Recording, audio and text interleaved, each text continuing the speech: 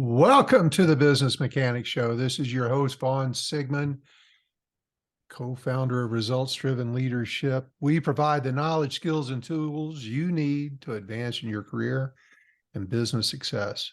Whether you're just getting started or have been running a business for years, we've got the advice and tips that will help you stay ahead of the competition. All from real executives, not some trained trainers learned everything out of a book. We've been there and we've done that. And speaking of real executives, I'm again joined by my cohort, Eric Van Doren. Hey, Eric, Hi. Share with everyone what we're going to be talking about today. The cool thing with that is, Vaughn, is it's about superstars. Superstars. We love superstars, don't we? Absolutely. Yeah. It's really about how to help superstar employees fulfill their potential. Boy, what a great word that is. Really, what to do with high potential employees that you don't lose them and you can grow them. As their core challenges, what they're going to have, what areas of development these guys need, what must they address as they climb the career ladder that you and I have done for those number of years we worked there. We have insight on that piece because we lived it. We grew that talent. We actually know how it feels, tastes, the sweat, the tears, all that stuff. And sometimes we had the greatest mentors. And very few times we had a poor one, but we remember those as well, don't we, Vaughn? We do. Both of us went through similar paths to our career development. And it took somebody along the way, a great boss, to take us under their wing and show us the way. That's one of my favorite, and we talked about this 7 a.m. this morning, one of my favorite questions, and it's universally answered the same way, is who's the best boss you ever had?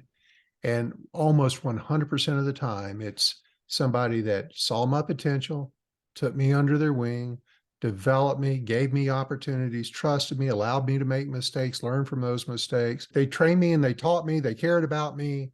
And that's, you and I were both high potential employees. We saw that and leveraged that and helped us launch our careers. And we were talking about this guy last Thursday. But if it wasn't for Dan Reardon, I don't know that I'd be where I am today. And before that, there was Larry Painter and Ted Boswell. In fact, I'm going to go see Ted in a couple of weeks. He and I worked together for years, but we've stayed in touch 40 years later. That great boss that Ted was, who did all these things for me, and I've replicated for dozens and hundreds of other people in my career because I saw the value of it. My company needed me to do it, so I did it, and I enjoyed doing it. There's a lot of self-satisfaction out of this, and I know you have a hell of a reputation for doing it and a skill set. So let's just talk about these high potential folks, these folks that can get to the next level. What do we need to do with them? Or how do we make sure they really are high potential? High potentials, for sure. Being created in that space of trust, they allowed us to do it. All those people, I've had several other people as well. My dad obviously was one of my first mentors, right, in the Vans business. And Van shoes. Van shoes. And that allowed us to have that trust, true impact of giving feedback. It's really recognizing and nurturing high potential employees, analyzing, really understanding their best leadership practices, our approaches that we went through, and necessarily for success to make sure that, hey, this is what you need to make. This is where I'm going to get you. We're going to keep it honest and fair. We'll share insights, as we said today, with our experience and study. These insights will determine how executives like you and I and people we've had before, business owners are out there listening and say, how do you recognize it? Managers that assist their fast-paced track employees. It's really fast. It's really a fast break kind of thing, like the Lakers in the 80s, but it's a fast track employee. You want to make sure you get out there and it's called showtime, right? You get out there fast and you make sure you shape and design and implement those type of pieces for them so they can succeed. So what we're going to talk about, as we've been around for a number of years, we've created these pieces from our live experiences. And it's really 5 things that come down to some of these pieces, Vaughn. It's leading teams, what you're looking for, leading change, super important because that's ever changing, as you guys know. Leadership style, everyone has their own. And then leading at a scale from a smaller place to a bigger place. of doing more and more employees and keeping it the same type of thing, but having those other people underneath you to grow your part of it. And also, you're not going to stay employed unless you have what, Vaughn? What do you need to have? Uh, Driving results. yeah, You got to got to have drive some those. business, baby. You got to have those. So again, more than 30% of high potentials cited for leading teams is the core challenge. So as most people say, I need to know what I do with these guys, how to identify them, and how do I push them along. That's almost a third of people are having issues with that. With teams in silos in this day and age of post COVID, during COVID, still treating it like COVID. People in that office, not in the office, they're on Mondays, they're off Wednesdays, really growing the complexity of global teams, leading them to be significant challenge of high potentials. Harder to touch them on a daily basis like it used to be. That's for sure. So you got to stay in touch with these folks. The face-to-face works for sure. The Zoom works. It's really going to give you a lot of information today for getting their growth and development is really an organizational objective. It's got to be one of your top pieces to grow these folks, right? And it's clear there's no easy answer in this life about this piece, but we'll discover and create solutions to reach successes for them. And that's really important. Men and women may grapple with similar leadership issues. I know for myself, at the beginning of this seemed to struggle with the management style, particularly early in my career. I described a challenge myself that I tend to be overly directive. That happened because you want to get things done. You get a boom, which can make me come across as a dominant type of person. And sometimes with my background of a family business, maybe too parental at times. I don't say care too much, but maybe cared a little too much about everybody's things. I just wanted to make sure that I want to be respected at the time when I was growing in this piece, to be a people person around me, be driven encouragement rather than in fear, because I really thought that was important. Such concern, as well as versed among many of my cohorts in the retail world. Striving for success while maintaining workplace harmony was a hard thing for me to understand.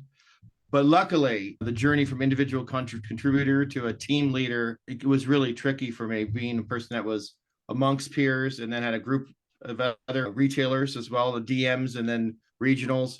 So the high potentials have been faced the challenges of leading teams forever, right? And how do we manage multiple people with different backgrounds, different motivations? It's just becoming more and more difficult with COVID going on in 2020 to 2022. Now into 2023 is coming out of that. So people are in different silos, coming back into the workplace, really be finding a balance between nurturing employees and making sure that their lives are good. And there's a balance of work, home, and life environment. And then obviously getting to work with each other on a day-to-day basis in-house to advance organizational objectives, which is, again, really important. And it's no small feat to get all these things, balls are going up in the air. It's a problem that has become too familiar this year, last year, and the year before. So how do we do that stuff on? How do we make that work? So it's not only making it work, but how do we know that we're not going to waste our time with somebody? You mentioned earlier, just because they were functionally successful in their singular role does not mean that they're naturally going to be a great leader or a great manager. They just make a great employee. So one of the things you have to look at is this individual someone who can develop into leadership. Some can and some can't. It's all trainable, but you got to start with the proper raw ingredients. Yeah. So the first tip to helping you to help your superstars is to make sure they have leadership ability. And the easiest way I know how to do it, and one that you and I have used many times, I've used it for over 20 years, is a DISC assessment. And if you use DISC, you give them a DISC assessment to confirm that they are, in fact, a high potential employee, that they're a good fit for your leadership role. You work in this objectivity. It's not just your opinion, your feelings. It's not how good they are as just an individual contributor. It gives you that third-party objectivity to determine if your gut is right. Is it really a high potential person you're working with? Because you do not need to be spending time trying to force a square peg into a round hole. Does make them a bad person, just makes them not leadership material. So DISC can be a very valuable tool for confirming that this person is a good fit, that they are a round peg going into a round hole. Amen. Let me talk about some of those steps. And first of all, for anybody listening to the Business Mechanics show, that haven't heard me go on about my love and appreciation and what a great tool DISC is, it's a personality assessment that's used to identify an individual's behavior style, if you will. And the tool categorizes individuals into one of 4 behavior styles: dominance, influence, steadiness, and conscientiousness. And here, so let me give you just some ways that you can use that knowledge to identify and help you grow high potentials. If you identify their behavioral style using DISC, you can then understand that individual's behavior style. And that can help you tailor your approach, because it also tells you their communication style, how they receive information the right way, how they're going to receive and retain information. You can then adapt your approach to perfectly fit their needs. You're also going to be very aware of your own behavior styles and who that works with best naturally, and where you need to adapt it in order to get your training and mentoring and direction across. And in the show notes, as usual, but if you haven't done it, please take advantage of it. I've placed a link for you to take 15 minutes and see what DISC is all about. Take your own assessment, complimentary. Then once we get the report back, we'll send it to you and schedule a free consultation with you. You've got to have that consultation. That just reading the report will not give you, it'll only give you a fraction of what you need to know. So schedule that consultation. That's complimentary with us, any of our team members. We're all very certified on this. And that we will help walk you through this very complicated report, in that it's 30 to 40 plus pages, to understand your own strengths, your own weaknesses, what it's saying, what it's not saying, where your opportunities are, where your strengths are. And that will help you then turn around, because all of these behaviors are very observable. Then you can recognize whether someone else with you is a job fit or not, or have them take a DISC.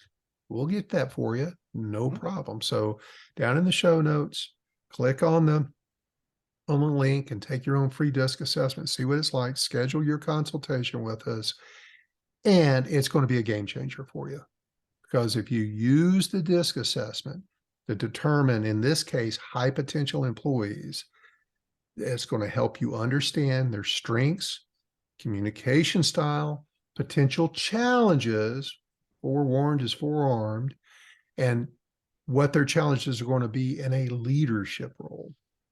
So you'll already understand whether they're going to be a good fit in your leadership role. Just because they're a good leader in a particular organization, or does not mean they're going to be a good leader in another organization. Just because they're a good leader in a particular department doesn't mean they're going to be a good leader in another department. Based on the needs, the strengths, the natural strengths that go along with the needs of that department, that team.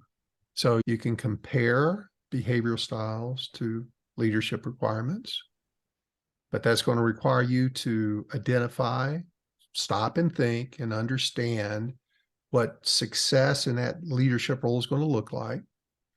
And for example, I talked about DIS and C, dominance and influence, the D and I. Those people tend to excel in leadership roles because they're decisive and they can inspire others. They get stuff done. They have a high sense of urgency, creativity. They work through people very well. That's typically the profile we're looking for, but not always. Depends on the situation. So you can compare your high potentials to the requirements of that particular job. That is so important. That's priceless for you making a good decision. And again, like I've said 2 or 3 times now, is it really worth putting an investment in this person? Your investment in developing them. You don't want to put somebody into a role that they're not fit for because it's going to create damage. It's going to create doubt in you that you can't, that you're not going to be able to develop people, or you just don't have anybody that you can develop into leadership. This is a first very inexpensive step to make sure that this is a good choice. It's a must. The second step of that is let's benchmark. Let's benchmark that role. So if you've got somebody already that is a successful leader for you, or this person might be replacing that, let's get a disc on them, on the existing person or in your best person. And then we'll use that as the watermark for the next person moving into it. And if they're opposite, if somebody is opposite in their behavioral style to an existing successful person, we need to talk about that. That needs to be a consideration. That's a little bit of a flag. But you've got to determine those benchmarks. And how do you determine the benchmark? They got to complete a DISC profile, because it's going to include their communication style, decision-making abilities, adaptability, conflict resolution. And so you compare this high potential DISC to your existing managers, and that'll be the ones that are most effective.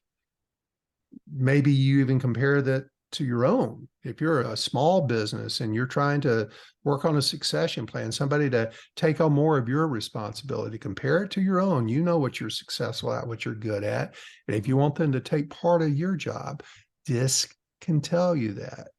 So administer this DISC. It's going to help you understand behaviors, strengths, weaknesses, and it's going to give you insights into their natural tendencies, because we're just who we are. And then you're going to compare those to your benchmarks. And it also allows you to, once you understand all that, how to identify their areas for improvement. Now I know what I need to work on rather than guessing. Gives you very clear understanding of where they need to improve in order to be an effective leader. Again, they're going to have some natural strengths. They're going to have some very natural weaknesses. And we've got to compare that to the benchmarks. We've got to make sure that they can be, if it's a role that requires being decisive, a benchmark for decision-making skills is high, like they're a high D, but if they happen to be a high S or a high C, those folks are very indecisive. Right. That could be an area for improvement. And we've got to make sure that person is willing to address that, adopt that, work on that, get past where their natural barriers are. That's better known as targeted development. And using those insights, using that DISC assessment and benchmarking the process, it's going to help you plan and focus on building the right strengths with the right people, addressing the areas for improvement in relation to the benchmarks. If you have them, you certainly have them in you. And then you can monitor the progress. And in monitoring this progress of your high potential employees, you do this over time. You use the benchmarks to evaluate how they're doing. You can make some adjustments in what your developmental plan is for them, what assignments you're giving them, what items you're delegating to them, and just use that as the tool that it's made to be. It's so great in helping you provide the spot on targeted development to support their growth. And by the way, as you develop people, you're developing yourself. So it's going to help in their development, which in turn helps with your own development. That's the first tool. What's next that comes from this, Eric? Yeah, I would say to add on to that a little bit, which I think was fantastic, because I think I've been working here for some time with you and all these different type of reports we've done through our years.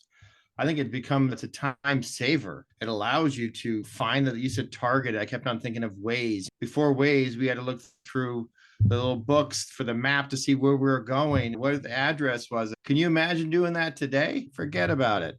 So that's the old school comparative now. That's the ways of the future. And the way I look at it, you take the disc, you know what the strengths or weaknesses. I just think it's the targeted development where they're going. I think it's It's really changed the way I think of things. Even though I already knew them, it puts them in place where it's organized and you know where you're going.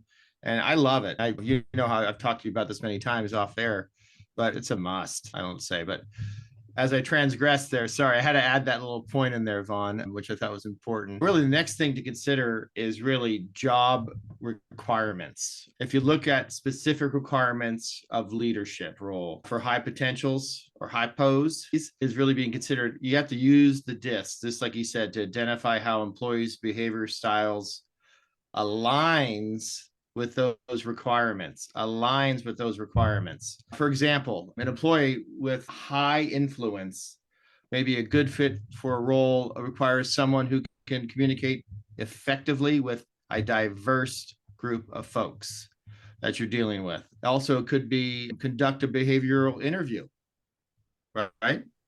One of those pieces. Ask questions during the interview that help you understand how a high potential employee behavior style will align with the leadership role, which is important. Ask how the employees typically communicates with their team. Ask them. How do you know? You ask, right? How they handle conflict. Are they angry? Are they quick to fight? Are they submissive? How they make decisions. Do they wait till the next week? Do they make them quickly? We have a link in the show notes, by the way, to download a free copy of our management behavioral interview guide. I know it's been there for some time, a few years here, and this piece is priceless. So download your free copy of management behavior interview. I know I've been using it. I know you use it all the time. Obviously, you created it through years and years of service. Hiring or promoting someone for a leadership role without using a DISC assessment can be a bad idea for several reasons. Limited understanding of the behavioral style. Sorry. With a DISC assessment, you'll have a greater understanding of the individual's behavior style. This can make it difficult to evaluate their fit for a leadership role and to tailor their development plan because you're just using your gut, their strengths and weakness, right? Difficulty in predicting their performance. That's a big thing. By not using a DISC assessment, guess what? You're less able to predict how an individual will perform in a leadership role. This can lead to poor decision making. It's happened before, and a higher risk of selecting an unsuitable candidate. Do not want to do that. The other piece also it does difficulty in creating a high performing team. You may need to use a DISC to evaluate an individual that you've pegged of behavior style to be able to create a team with complementary strengths and weaknesses. Again, put in your mix master of chemistry together. This is actually going to lead to a team that is not effective or efficient as it could be. Oh, we love this one, Vaughn. Oh, I love this one. Higher turnover rate. Do we? We don't love this. No, If we you don't. hire or But promote, we certainly can solve it. we can solve it Yeah. by doing the DISC, no doubt about it. If you hire or promote someone for your leadership role without using the DISC, you're going down a road and not using ways to find that they're not good fit for this role, leading to a higher turnover rate, disengagement, reduced productivity. We've gone through this a million times. If you don't pick the right person, it's going to be tough. This leads you down the road that you want to go. It creates all sorts of pieces and costly for your organization in terms of time, money, and your resources. It's just a mess that lingers and damages more than you'll ever realize. Yeah, the word that we used to use back in the day, not that long ago, was fester. Festers, right? Yeah. It never can stop the festering. So it also can lead to your minimize making mistakes in the selection, which again, like we just said, the failure rate of newly promoted people can vary depending on various factors that have through your company. such as industry. I've been in 3 different industries: manufacturing, construction, and retail. Those pieces, you got to know what fits the right space, like you mentioned before, in the right area, in the right category. It's truly important. And the benchmark piece of a really highly performance person, like you mentioned, is imperative. Some studies actually suggest, Vaughn, failure rate, this number is just can't, I believe it because I lived it. But even when I say it, it's hard for me to believe it.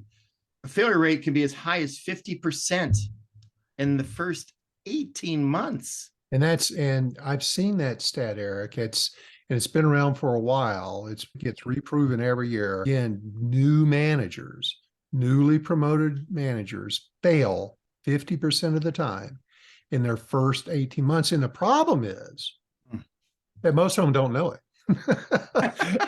They're left in the role. They failed and they're left in the role without the development because they don't know what they don't know. And sometimes the boss or the leader of the company doesn't know.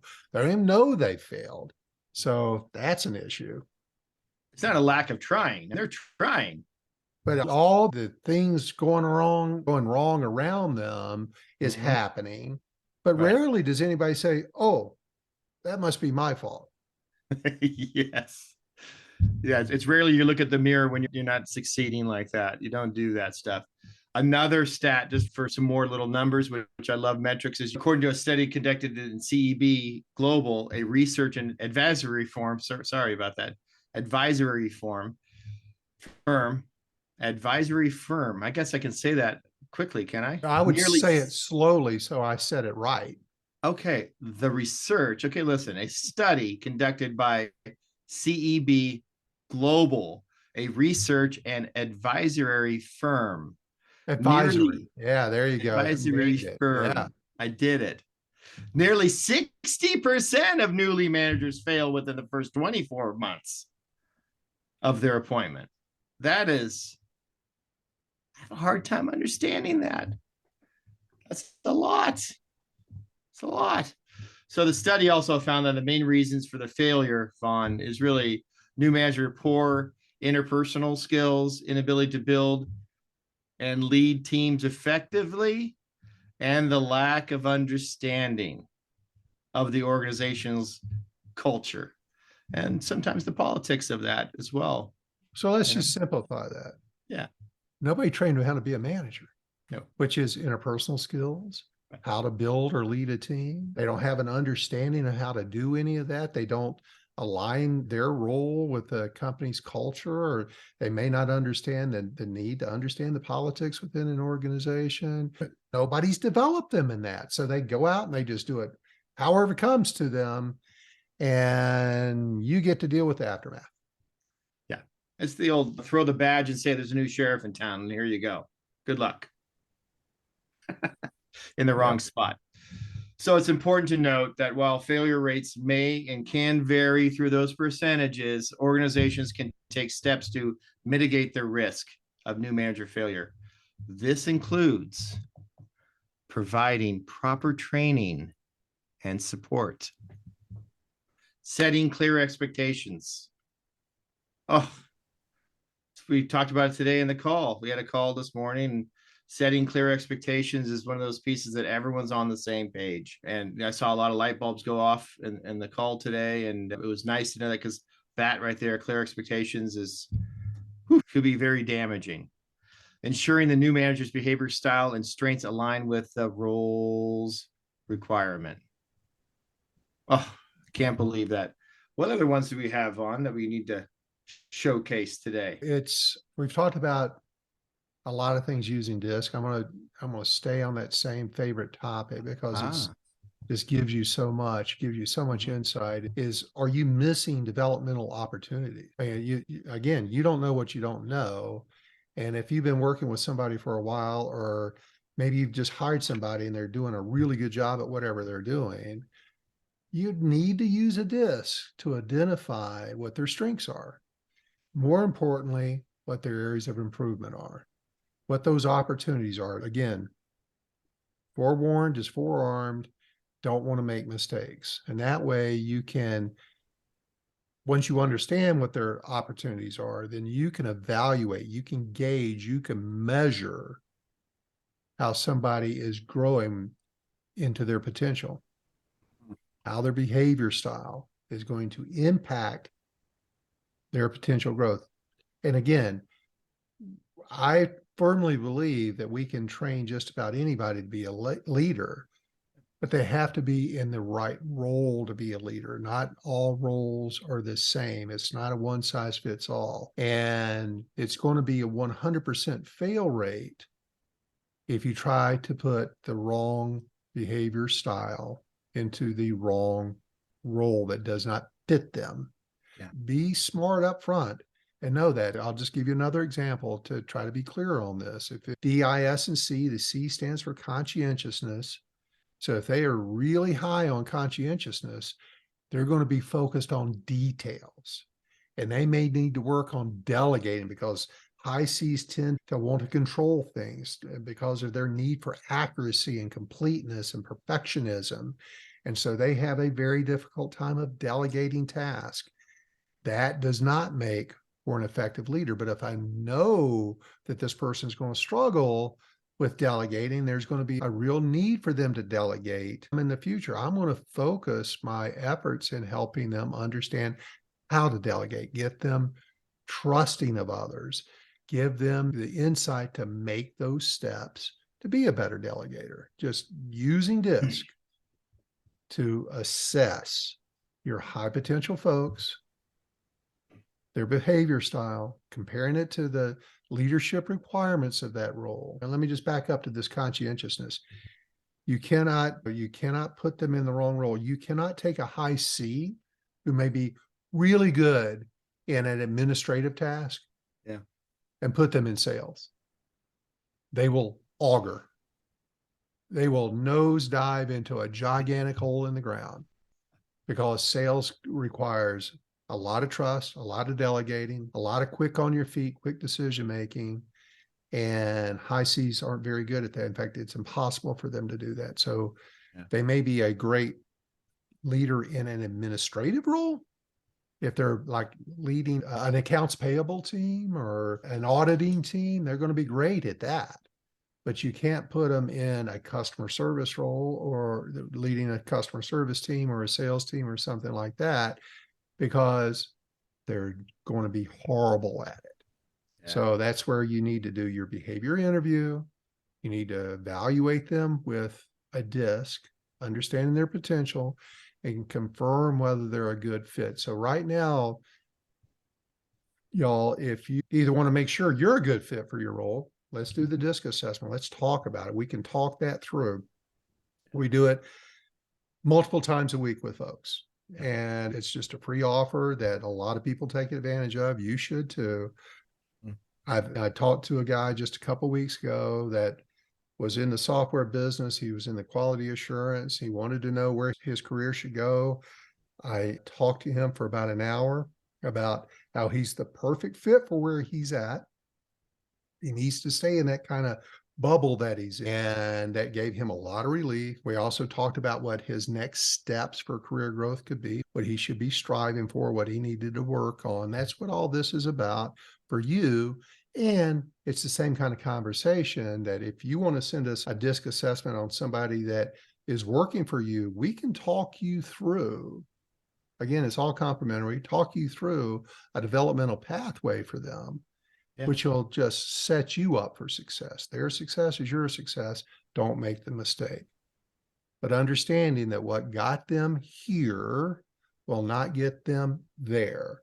And again, just because they're functionally very astute in the role that they're in does not mean that they're always going to be a great leader.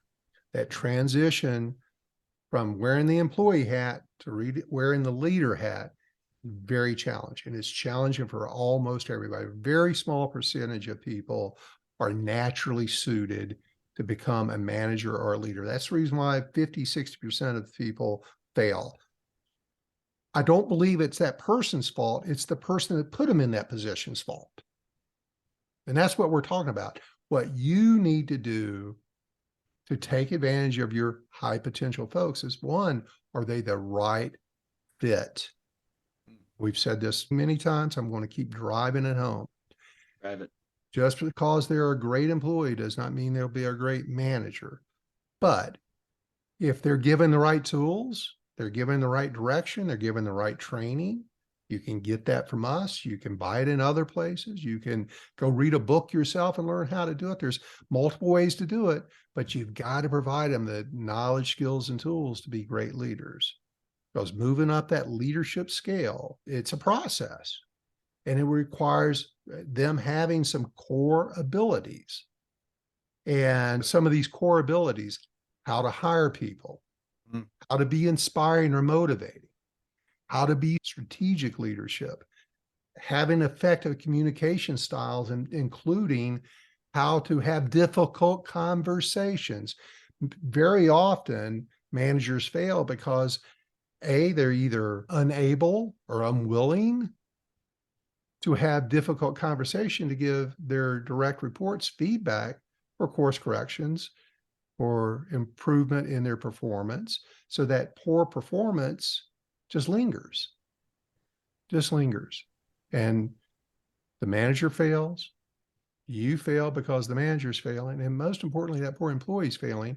But if that manager at that high potential just knew how to have effective communication and be prepared, trained and prepared to have difficult conversations. These are all our courses, by the way. We teach people how to do this, how to train and develop their people. There's a difference between training and development. Training is giving them job knowledge. Development is how to move them into a leadership role. That's a skills development. Time management, that trips so many people up. Eric and I spend so much time talking to executives and managers and business owners because they're overwhelmed, they're stressed out, and we've got to bring them back to the time management. They're always slapping their head saying, "Oh, that's right. I've got to use the Eisenhower box. I've got to remember how to prioritize. I got to write things down. I've got to organize myself."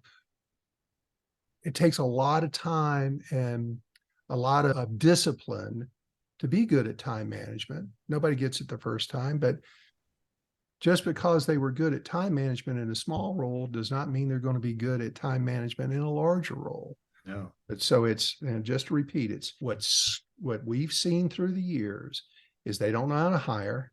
They don't know how to motivate or lead people. They're not very strategic. They're not thinking ahead of time with action plans and what their decisions are going to have in the way of implications. Not as good as they could be in communication. Just because they're outgoing and friendly does not make them a good communicator. No. That just makes them outgoing and friendly.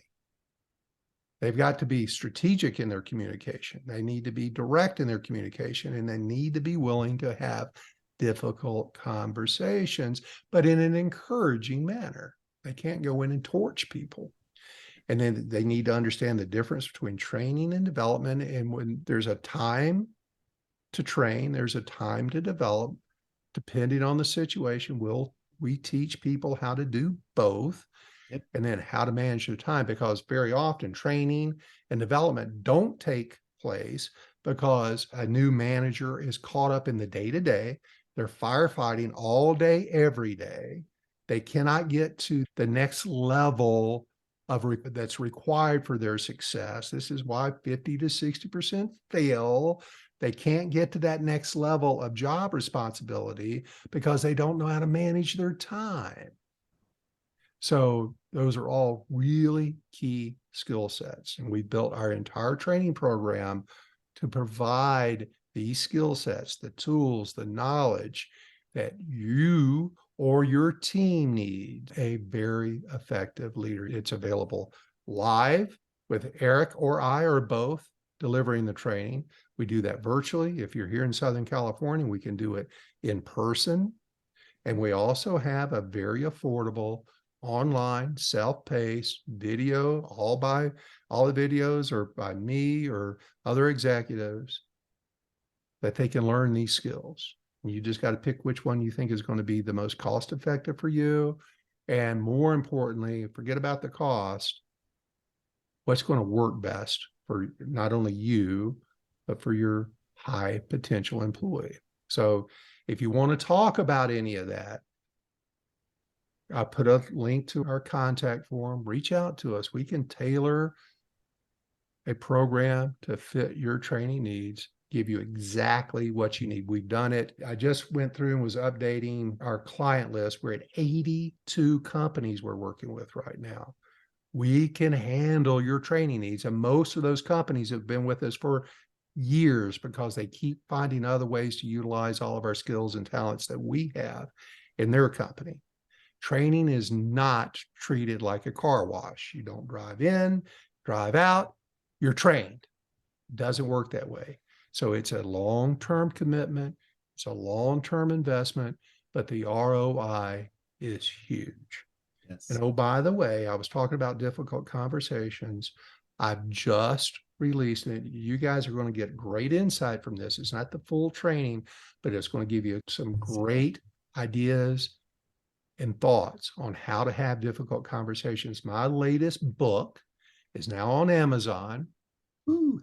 Woo! I'm on Amazon again. Yes. So get on. I'll put the link in the show notes. Go get you a copy of The Roadmap to Difficult Conversations by Vaughn Sigmund, and it will take you through that exact thing, the roadmap of how, when, why, to structure your communications in the way that's going to make difficult conversations, make the outcome very positive. For sure. Most people don't know how to do this. And again, Eric and I have been taught. I've trained it for years. I decided to write the book on it. It's an easy to read book.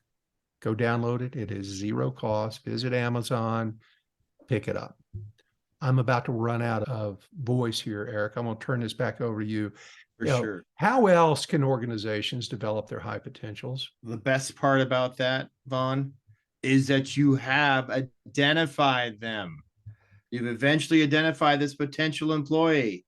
You're saying to yourself, woo, I've got one. Hopefully you got two now, baby, or three, but you got one. How to develop those skills of this person. And I think in the process of identifying ways to make sure that these guys, these superstars, these novas are happening, to fill those promises of hope and growth. They're ready to provide them with the capacity to think, right? Capacity to think more strategically, lead with more certainty, and develop and strengthen the relationships of their team, people around them. So critical. When it starts to happen, most managers don't realize the value of that. Oh, and when that starts to happen, it's we don't have anything that we talk about as magic, but that stuff becomes magic. When those things start to unfold itself and it's clear where you see this person starting to grow, these three key priorities really the organization should consider when they seek to maximize their high potential employees. Examine high potentials for specific abilities to help them develop. What does that mean, Vaughn? How do you they may have experience in managing maybe a team, maybe they're a lead, managing 2 or 3, they're leading a tiny team. Right. That is a arbiter to potential and success in moving up the management scale. But now they're going to have to likely move to a larger team. And that it's that next step. It's moving from the minor leagues to the major leagues where so many people struggle. Yeah. I think and that's where, as the boss or as the leader of that high potential, is where it's really where you're in there. That's that gray space that you need to be in there to motivate them, have that safe and trusting spot for them to grow. When high potentials move up at the leadership level, I've done it a couple of different times. I know you've done it a couple of different times, big leaps. They must establish the conditions to allow the team to function effectively without their presence. You can't touch it all, people. You cannot touch it all. You got to be able to delegate. You got to be able to follow up. It's really 5 people, 8 people, 10 people, 20 people. You had 3,000 people. I had 1,000 people that we were in charge of. Yeah, but we touched 3, 4, 5, 6, 10 people a lot to touch the other people a lot. But you can't touch all 1,000. Okay, this means establishing leadership mindset protocols to reward positive behavior while fostering, sustaining healthy and vibrant environment. It's really setting up the framework that encourages team members become less dependent on their boss and more decisions with some autonomy. You want some autonomy in life. You want these people to make decisions effectively, decisively. And the whole definition of being a salaried, it's the basic description or requirement for somebody to be salaried is their ability to make independent decisions and discretion. And independent discretion and decision-making skills. That's how it's worded. And so if you use that, am I training somebody to be independent? They don't need to talk to me about making decisions. It takes some time. They've got to earn the trust. But once they get there, think about the value of them not having to come to you for every decision, that they're out there independently making those decisions and they're making good decisions. Yeah. That's sweet life. Oh, it's the magic. That's the magic piece, because it's not like they're going to tell you what they didn't do. Of course, they're going to tell you, but the trust continues to build and build. Unless you want to be the aircraft traffic controller up there, everything's got to go through me. You tell me. What do we call that? Command and control. Yeah. Yes, I need everything. I'm the powerful one. Come to me. I'm the Oz. Let me push that out to you and do this. Come to me first. You want to talk about time management waster? You're going to be and a stress inducer. Oh, the stress inducer. Exactly. Approach of managing. It fails not 10%, 100%. 100%. 100% of the time. So listen to the Business Mechanic podcast on 3 categories: management styles, which is yours. For more information on that very thing. So it's one of my most widely, thousands and thousands of downloads on this. Yeah. That one podcast. We've had hundreds of thousands of downloads, but it's that one between how to be an effective manager and leader. That's our number 1 download. How to deal with difficult people. That's our number 2 download. And number 3, and it's one of our more recent podcasts, is the 3 categories of management styles, which is yours.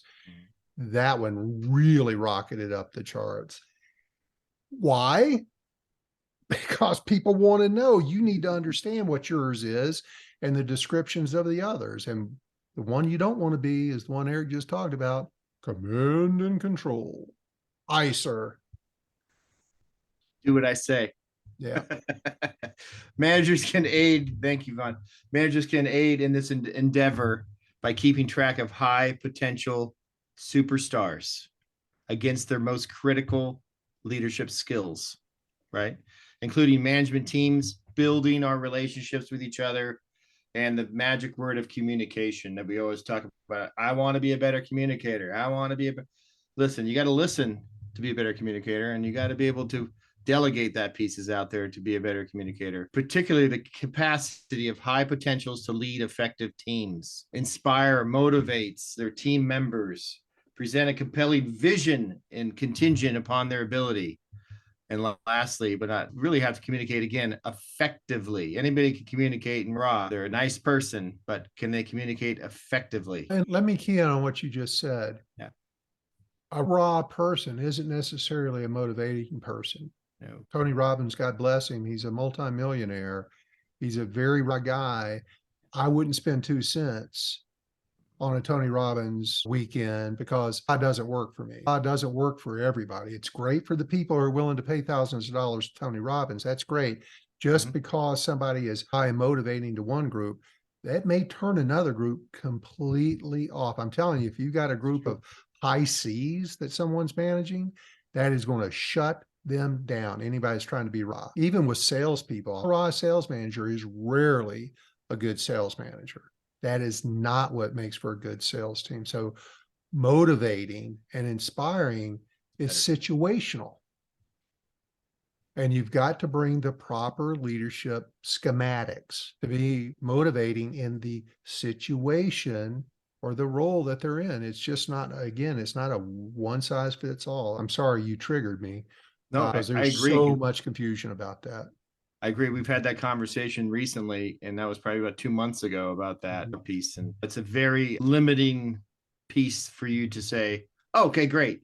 But after that, you continue to go the same row of raw, it becomes white noise for people. That's a fact. And the last piece I have before I hand it off here, before we cultivate another great podcast together, while they might be effective at small scale team and meetings and individual interactions, this new superstar, they must be also to excel in communicating across larger scope.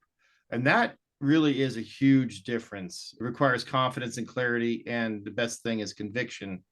Because I remember going from one scale of having, let's say, 25 people or 40 people in front of me doing things into an never done an auditorium, but into a place of 100 people where I only knew 20 of them.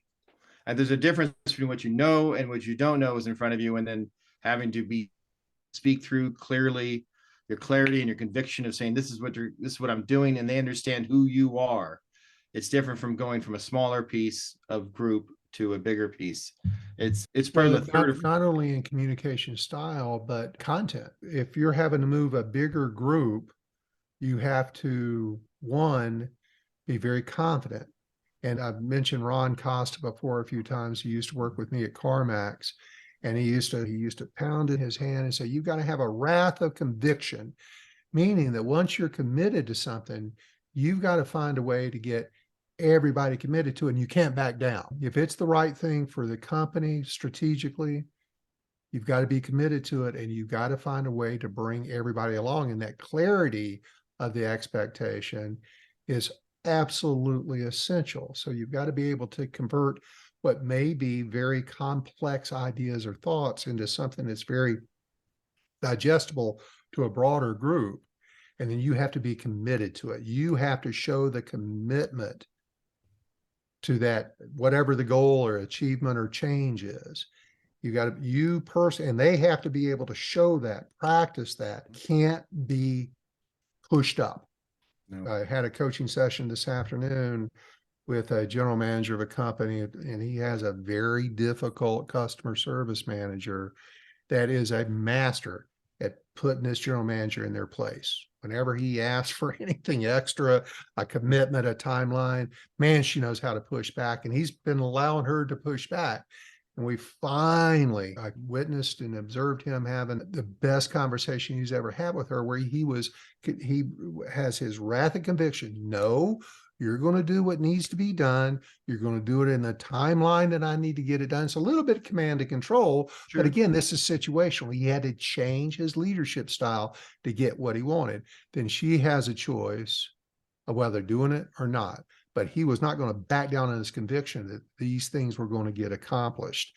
And without her trying to tell him he was stupid, he shouldn't use those words, but that's silly. Nobody does that anymore. She's a master at pushing back on things she didn't want to do. Sure. And so that was where his conviction, his wrath of conviction had to be in place. And he's been a general manager for a couple of years. And like I said earlier, it takes a long time to learn and be confident in it because they're not going to have the opportunity to practice it every day. So that must have felt good for him for sure. Oh, he was grinning ear to ear. Yeah, he had a great grin at the end of that. It's those breakthroughs, fun when you have a breakthrough like that and you get through that one step and you just like, you can't get through it, and finally you break through it. And that's all part of the difficult conversations. Yeah. Is if I do it the right way. We often don't have them because of some fear of some negative, punitive outcome. Somebody's going to go off on me, or it's going to turn into an argument. No, it won't. Not if you approach it properly. And in the book, I tell you or share with you how to not turn it into an argument, because once somebody starts arguing, it becomes nobody listens anymore, essentially. So you got to avoid that. How do you avoid that? Give you the steps in the book. And this general manager, I almost said his name, but I shouldn't. This general manager today who had this horrible, catastrophic mindset about if he was too harsh and too direct with this person, it was going to turn into a disaster. He found out she turned into a pussycat as soon as he stood up and demanded what he needed to get done, which was the best thing for her department and the best thing for the company. So you just got to improve your leadership with psychological intel. Yep. And as you advance through, as they advance through their profession, you're going to have to rely on each other to complete the job. And that requires trust. And it's going to require trust and support in both directions.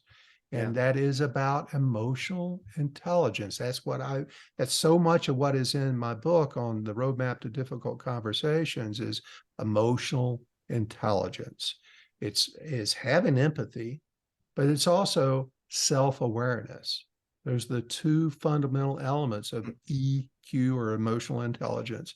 It's crucial that not only you have it, but your high potential has to have it. You have to have seen it in action. They have to be able to display that.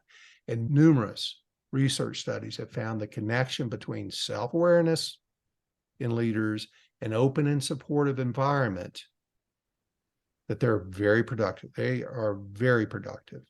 So therefore, programs and activities that help individuals, high potentials, or the people on their team to improve their self-awareness, understand the perceptions that they create through their actions and words, how they inadvertently create bad perceptions, how they can manage their way to better perceptions or respect and trust. And that is accomplished through feedback. And you've got to provide them that feedback. Yeah, maybe you need to give them a DISC assessment. Maybe you, like I did with this general manager today, we role played for 30, 45 minutes before we had the actual conversation. He felt practiced and ready to go in, and he nailed it. He nailed it like a carpenter. And it was worth the investment to get him ready. Now he's going to be much more comfortable if he ever has to do it again. And maybe you even you do a video recording of somebody to help them understand how they come across. So alongside self-awareness, empathy, that's the foundation of the ability to deal with conflict. We're always going to be faced with conflict, just like this general manager was, that he had a direct report that was creating conflict with him. Yeah. And when you take and are aware and able to manage this conflict, guide employees, inspire and motivate others, that's essential for your company, for your team to be cross-cultural, cross-functional, and effective. But despite the virtues of empathy, empathy is often the result of an excessive focus on the results and accomplishments.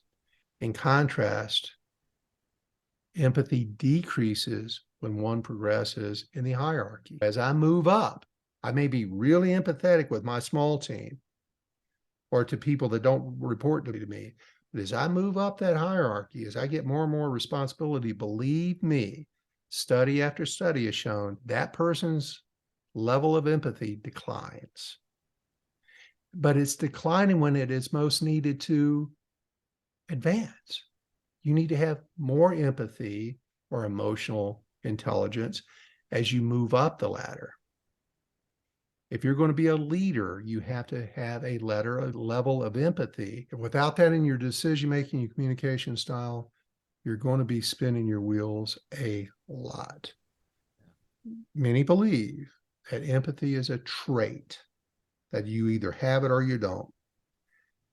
I happen to disagree with that. I think it's something that can be developed. Is it 100% of the people that it can be developed in? Nope. But there's a lot of people that we've given the proper training, just like we provide them. It takes work, but we can change their behaviors. We can increase their awareness. We can give them the tools and the practice to become more empathetic, thus a more effective leader. And again, back to the DISC, it's going to tell you whether they can or cannot. Whether they can, not whether they do, whether they can develop to this essential skill. One, for example, active listening. A great leader is a great listener. And in order to have difficult conversations, you have to be able to listen, and show genuine concern. That's empathy. If someone is nothing but a battering ram and they're just get it done, command and control, like you talked about earlier, Eric, they're going to have a very difficult time leading people. Will they get things done? Yes. With a high level of turnover, disengagement, sloppy work, people not caring, they'll get it all done, but it's going to be messy. Yeah. So you've got to be able to help your folks, especially your high potentials, create and understand how to create a positive mindset for learning. They've got to be coachable. And that transition from fundamental technical or field expertise to a broader management position requires a high level of ability to comprehend how the various behaviors and personalities function and work. That's that psychological intel that they have to have. It's very learnable, but they have to gain that from cultivating their contextual intelligence, be capable of having some capacity around sensing, reading the room, adapting their approaches according to whatever the situation is. Again, sometimes when emotion gets high, their emotion gets high. That is the wrong way to approach a highly emotional room. They've got to be able to recognize when to bring it down, when to soften it up, because by doing that and be very mindful of that, they're going to get the outcome that is needed. Understanding that getting better at anything requires a level of discomfort. So again, back to the disc, and something you need to have seen in somebody to be a high potential. They've got to be willing to get out of their comfort zone. They've got to embrace open learning. They've got to embrace being able to make mistakes and not being perfect right out of the box. Amen. They got to grow past their existing boundaries to reach their full potential. And if you as a company owner, you as an executive, you as a manager has somebody on your team that you want to nurture and develop, create a learning mindset for them, you've got to create an atmosphere of safety, curiosity, risk-taking, exploration. And they can support this by promising that they will work on it. And then you see them working on it. You've got to help them with the scenario of planning and practice. And that practice, that experience is absolutely invaluable. You've got to put them in situations that are going to be uncomfortable for them so they can start unlocking what's been untapped in their potential. And organizations, the best organizations, the highly successful scaling organizations, are investing in their best and their brightest, because they're recognizing these high potentials, and they're with the ones with these great work ethics, and they're exceptional in how others view them, but they're taking them to the next level with a real approach of bringing them along. And you're going to need the tools to do that. And whether you get them from us or you get them from somebody else, just get it for them. They need this assistance. They need a coach. Sometimes you need a third-party coach like we provide, but they've got to encourage an open culture of learning. To be a great leader, you have to have an open culture of learning. Without that, these high potentials are stuck. So every business has superstars. And there are employees who constantly outdo themselves, that provide outstanding, impressive results. They had the ability and the capacity to do extraordinary things.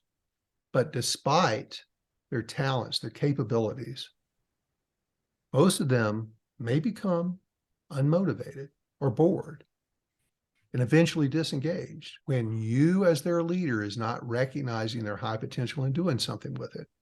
You've got the responsibility, and by the way, you have the need, that to ensure your superstars, that they receive the opportunities and support from you or somewhere from us, from another training organization, from YouTube, wherever it's going to work for them, whatever they need, whatever that's required to achieve their potential, unlock their potential. And again, if you want a turnkey training approach, reach out to us at Results Driven Leadership, rdltraining.com. That's Romeo Delta Lima training.com. Our experienced coaches and trainers, all executives, have a deep expertise in developing talent in people so that you don't have to. Most of you don't know how to. We know how to. We do it for a living. We've done it thousands of times. This may be your first time or the only time. So that way you don't have to spend hours. Let us take it off your shoulders. You don't have to spend hours worrying about training and getting a training manual and a training protocol and training methods. Let us take care of that for you. Let us take that burden off of you. We'll create a personalized solution that fits your budget without sacrificing quality. So reach out. I've got the contact link in the show notes, and let's talk.